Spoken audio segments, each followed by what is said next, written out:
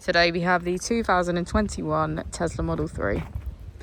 This vehicle has done just over 30,000 miles. It has an automatic transmission and a fully electric motor. On our user interface, we're met with navigation as a feature, as well as an overview of the vehicle.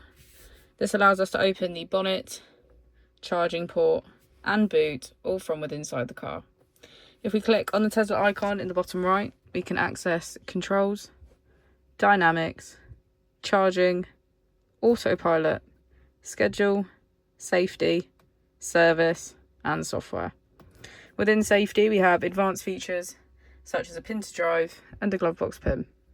If we go back into software and click on additional vehicle information, we can get a deeper analysis of the vehicle spec. The Model 3 comes with a 360 degrees camera, and with that you can access your dash cam. If we press here, we can access our climate control, which includes heated seats on either side and a heated steering wheel.